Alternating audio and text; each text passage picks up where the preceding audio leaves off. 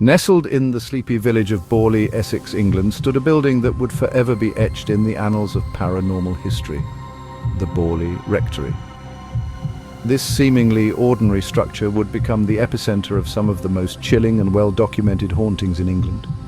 More than just a house, the rectory became synonymous with chilling tales of ghostly apparitions, unexplained phenomena, and an unsettling sense of dread that permeated its very walls.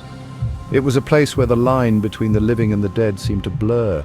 For decades, the stories emanating from within its walls captivated and terrified, turning a quaint English countryside dwelling into a focal point for paranormal enthusiasts and skeptics alike. The rectory's reputation grew, drawing in curious visitors and researchers from all over. Built in 1863, the rectory replaced an older building on the same site, a location steeped in local legends and whispers of a tragic past. The new structure was intended to be a place of peace and reflection, but it quickly became something far more sinister.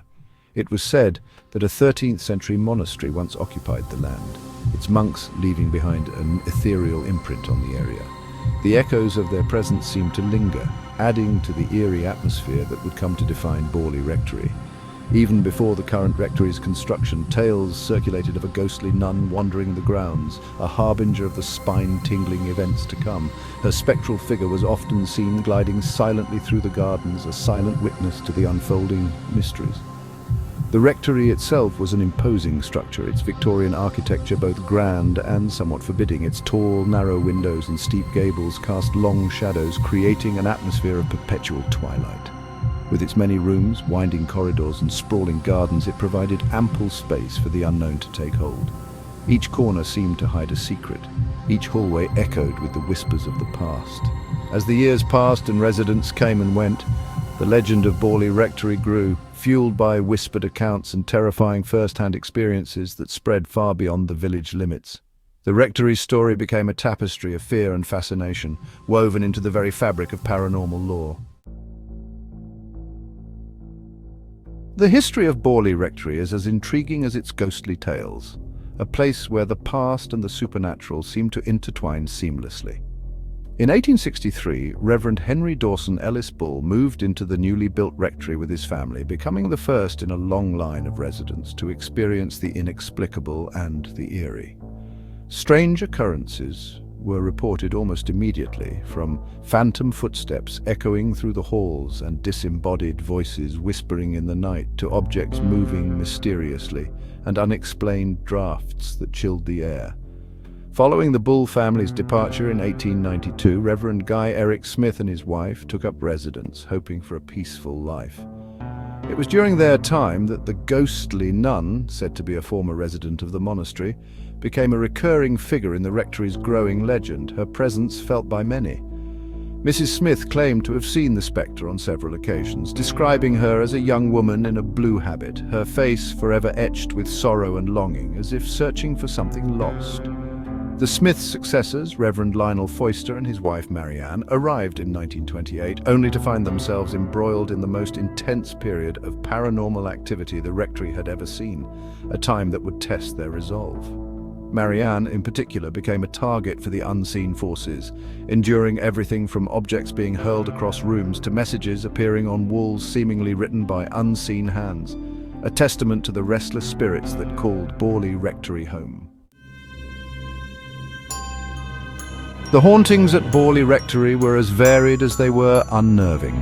Residents and visitors alike reported a wide range of paranormal phenomena, solidifying the building's reputation as one of the most haunted houses in England. Footsteps, often heavy and deliberate, echoed through the empty hallways, their source remaining frustratingly elusive.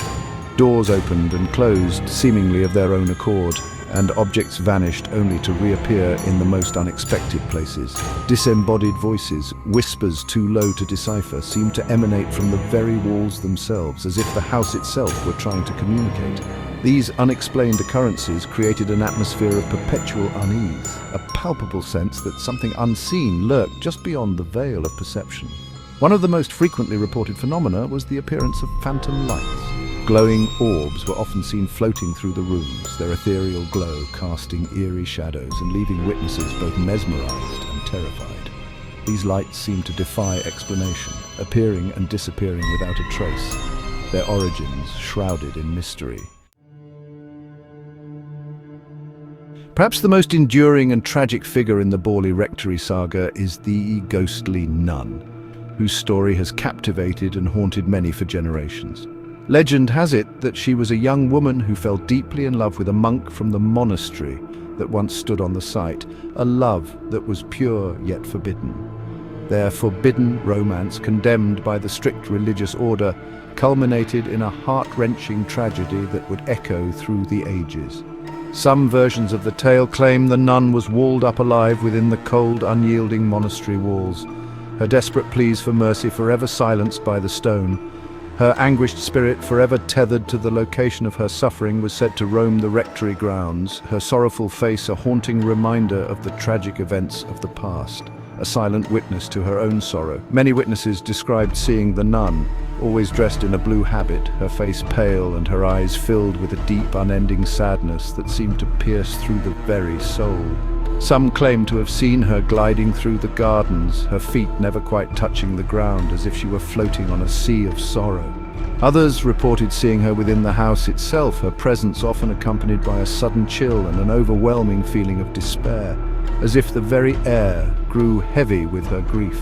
The nun's story became intertwined with the very fabric of Borley Rectory, her tragic fate adding another layer of sorrow and mystery to the already unsettling atmosphere, making it a place where the past and present seem to merge.